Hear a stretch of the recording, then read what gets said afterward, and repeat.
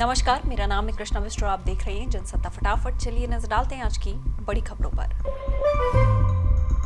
दिल्ली किसी भी अन्य भारतीय महानगर की तुलना में तेजी से धंस रही है। विज्ञान पत्रिका नेचर में प्रकाशित एक नए अध्ययन से पता चला है कि दिल्ली में जमीन धंसने की दर सबसे ज्यादा है और उच्च संरचनात्मक जोखिम वाली इमारतों की संख्या सबसे ज्यादा है। शोधकर्ताओं का अनुमान है कि राजधानी में लगभग 17 लाख लोग इससे प्रभावित हो सकते हैं। नेचर में छपे डूबते भारतीय महानगरों में इमारतों को नुकसान का जोखिम शीर्ष वाले अध्ययन के अनुसार राजधानी में वर्तमान में 2264 इमारतें ऐसी हैं जिन्हें चल रहे भू धसाव के कारण उच्च जोखिम वाली श्रेणी में रखा गया है। 28 अक्टूबर को जर्नल में प्रकाशित निष्कर्षों में बताया गया है कि शहर में प्रतिवर्ष अधिकतम 51.0 मिमी भूमि धसाव दर देखी गई है।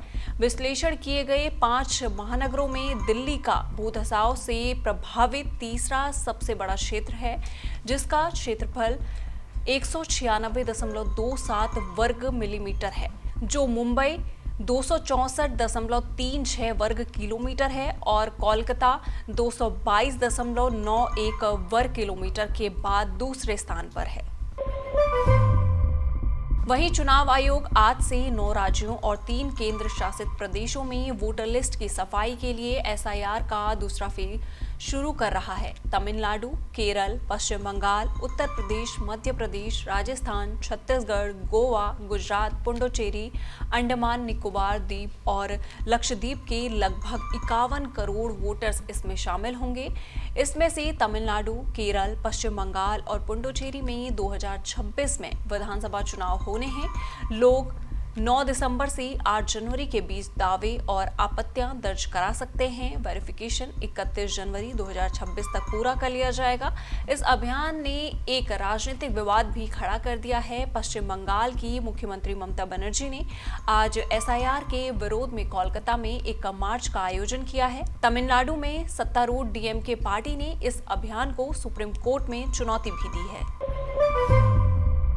वहीं बिहार विधानसभा चुनाव के पहले चरण के लिए प्रचार आज शाम थम जाएंगे। 18 जिलों की 121 विधानसभा सीटों पर शाम 5 बजे प्रचार थम जाएंगे। इस चरण के लिए 6 नवंबर को मतदान होना है। एनडीए, महागठबंधन और अन्य दलों के स्टार प्रचारक और वरिष्ठ नेता आज मतदाताओं को लुभाने की आखिरी कोशिश करेंगे।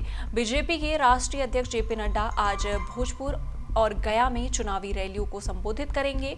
पार्टी के स्टार प्रचारक और रक्षा मंत्री राजनाथ सिंह वैशाली, पटना, सहरसा और मुंगेर जिलों में अलग अलग जनसभाओं को संबोधित करेंगे। वहीं केंद्रीय गृह मंत्री अमित शाह दरभंगा, पूर्वी चंपारण और पश्चिमी चंपारण जिलों में एनडीए उम्मीदवारों के समर्थन में प्रचार करेंगे।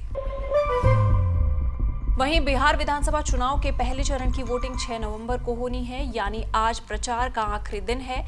ऐसे में आरजेडी नेता और महागठबंधन के सीएम उम्मीदवार तेजस्वी यादव ने वोटरों को लुभाने के लिए कई बड़े ऐलान किए हैं। तेजस्वी यादव ने कहा कि उनकी सरकार पैक्स को माननीय का दर्जा देगी और उनके मानदेय पर विचार करेगी। वहीं बिहार विधानसभा चुनाव में अनंत सिंह की गिरफ्तारी अब एक बड़ा राजनीतिक मुद्दा बन चुकी है। इस मामले से जुड़ी ताजा कड़ी में राज्य के उप मुख्यमंत्री सम्राट चौधरी और केंद्रीय मंत्री लल्लन सिंह पर भी केस दर्ज हुआ है। मीडिया रिपोर्ट्स के मुताबिक मोकामा में अनंत सिंह के समर्थन में प्रचार करने पहुंचे सम्राट चौधरी और लल्लन सिंह ने एक रोड शो किया था। बताया जा रहा है कि इस दौरान दोनों नेताओं का काफिला काफी लंबा हो गया, जिससे इलाके में ट्रैफिक जाम लग गया। इसी कारण आदर्श आचार संहिता के उल्लंघन के मामले में दोनों नेताओं के खिलाफ केस दर्ज किया गया है। इन सारी खबरों पर आपका क्या कहना है, आप हमें कमेंट सेक्शन में जरूर बताइएगा और इसी तरह की देश दुनिया की खबरों के साथ जुड़े रहने के लिए देखते रहिए हमारे साथ जनसत्ता।